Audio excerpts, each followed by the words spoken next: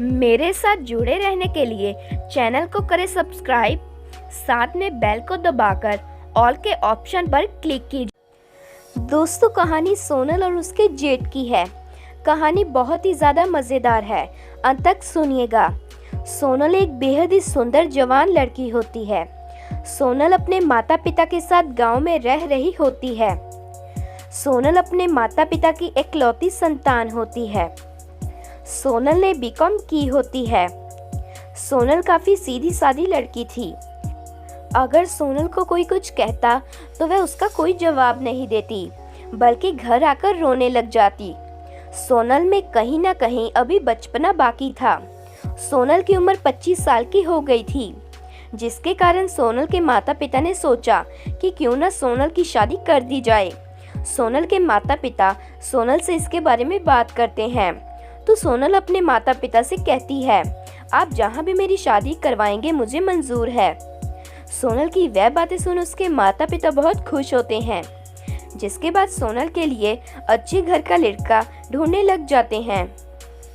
सोनल की माँ सोनल के लिए ऐसे लड़के की तलाश कर रही थी जिसके घर में कम सदस्य हो, ताकि सोनल को काम कम करना पड़े। इसके बाद एक सोनल के माता पिता की एक लड़के से बात होती है, जिसका नाम रमेश होता है। रमेश गांव का ही रहने वाला सीधा साधा लड़का होता है।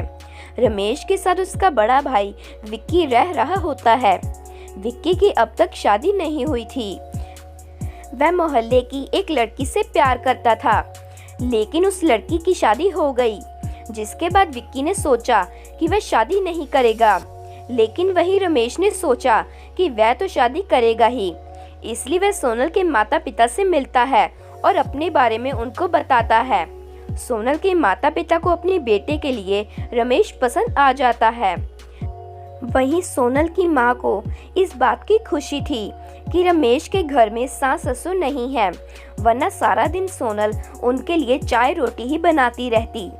सोनल के पिता रमेश को कहते हैं, हम सोनल की शादी तुमसे करवाने के लिए राजी हैं, लेकिन हमारी एक शर्त है, तुम शादी के बाद सोनल को अपने साथ शहर ले जाओगे। मैं नहीं चाहता कि मेरी बेटी शादी के बाद भी गांव में रहे। तो रमेश कहता है, आप जैसा चाहोगे वैसा ही होगा। मैं शहर में नौकरी पक्की करके सोनल को अपने साथ ले जाऊंगा। इसके बाद कुछ ही हफ्तों के अंदर सोनल और रमेश की शादी कर दी जाती है और सोनल रमेश के साथ उसके घर चली जाती है, जहां रमेश का बड़ा भाई विक्की भी होता है। सोनल की मां ने सोनल को समझाया था कि वह अपने जेठ के सामने घूंघट ओढ़कर रखना, और सोनल ऐसा ही करती है। वह विक्की के सामने घूंघट ओढ़कर जाती है। एक दिन रमेश सोनल को ऐसे देखता है और कहता है, सोनल तुम कितनी भोली हो, यहाँ तुम्हारे कौन से ससुर है, सास है, जो तुम घूंघट ओढ़ी फिरती हो। इसे उतार लो और आराम से रहो। उस दिन के बाद सोनल बिना घूंघट ओढ़ ही घर का सारा काम करती है और जेठ के सामने भी बिना घूंघट के ही जाती है। लेकिन सोनल का जेठ विक्की ज्यादातर ऊपर के कमरे में ही रहता था और वहाँ म्यूजिक सुनता रहता था। एक दिन सोनल ऊपर अपने जेठ को चाय देने जाती है और देखती है कि उसके जेठ के कमरे की सफाई होने वाली है। वहाँ बहुत धूल मिट्टी है। सोनल अपने जेठ से कहती है, जेठ जी आप जरा मेरे कमरे में चले जाइए, मैं यहाँ सफाई कर देती हूँ। जिसके बाद विक्की सोनल के कमरे में चला जाता है। सोनल विक्की के कमरे में ही सफाई कर देती है।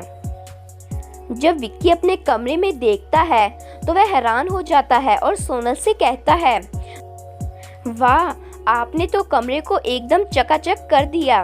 तो सोनल कहती है, जेठ जी मेरी तारीफ मत कीजिए, ये तो मेरा काम है। ये कहकर सोनल नीचे खाना बनाने चली जाती है।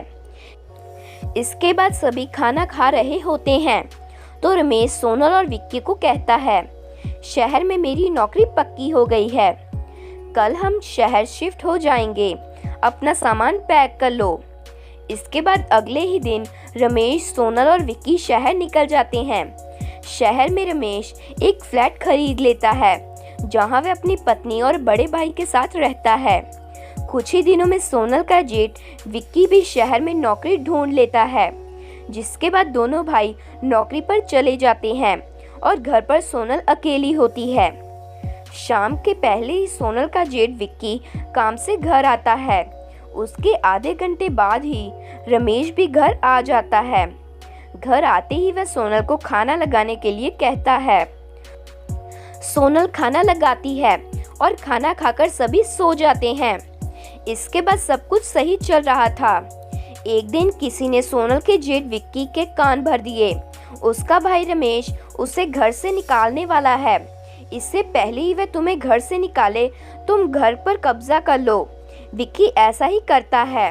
वह सोचता है वह सोनल को ये जताएगा कि मैं उसे तंग करता हूँ, उस पर नजर रखता हूँ।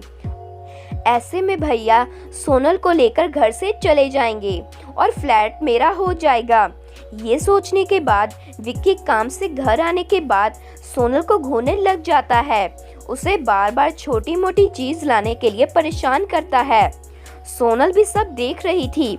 उसका जेठ उसे बिना बात परेशान कर रहा है। पहले सोनल रमेश को इसके बारे में कुछ नहीं बताती, क्योंकि वह सोचती है शायद बिन बात ऐसे जेठ की शिकायत करना सही नहीं है, इसलिए वह चुप रहती है। लेकिन एक दिन सोनल अपने जेठ विक्की से बहुत तंग आ जाती है। जब शाम को रमेश घर आता है तो सोनल रमेश को सारी बात बताती है कि कैसे विक्की ने उसकी नाक में दम कर रखा है। जब रमेश इसके बारे में विक्की से पूछता है तो वह कहता है, मुझे इसके बारे में कुछ नहीं पता, आप अपना काम कीजिए, मैं अपना करता हूँ। विक्की का ये व्यवहार देख रमेश चौंक जाता है। वह कहता है, भैया आप ऐसा क्यों कर रहे हैं? तो विक्की कुछ नहीं बोलता। जिसके बाद तंग आकर रमेश विक्की से कह देता है, मैं सोनल को अपने साथ लेकर इस घर से जा रहा हूँ, आप यहाँ आराम से रहिए। ये सुन विक्की बहुत खुश हो जाता है और सोचता है उसका प्लान काम कर गया और अब फ्लैट उसका हो जाएगा। एक दो दिन में ही रमेश सोनल के साथ लेकर वहाँ से चला जाता है और विक्की अकेला रहकर ही खुश होता है। रमेश शहर में दूसरा कोई फ्लैट खरीद लेता है जहाँ वह सोनल के साथ रहता है। कभी कभी रमेश को विक्की की याद आती है, लेकिन वह मन मार लेता है और अपनी शादीशुदा जिंदगी खुशी खुशी व्यतीत करता है। इसके बाद सोनल को भी बैंक में नौकरी मिल जाती है। दोनों मियाँ बीवी काम कर पैसा कमाते हैं और दुनिया भर में घूमते हैं। करीब 2 साल बाद सोनल और रमेश माता पिता बन जाते हैं। उनकी एक बेटी होती है जिसका नाम वे सोफिया रखते हैं। तो दोस्तों, ये थी आज की कहानी। दोस्तों, ऐसी ही कहानियों के लिए हमारे चैनल को करें सब्सक्राइब और साथ में बेल को दबाकर ऑल के ऑप्शन पर भी ज़रूर क्लिक कीजिए, ताकि हमारी नई वीडियो की नोटिफिकेशन सबसे पहले आप ही को मिले। तो मिलते हैं अगली वीडियो में। Bye bye.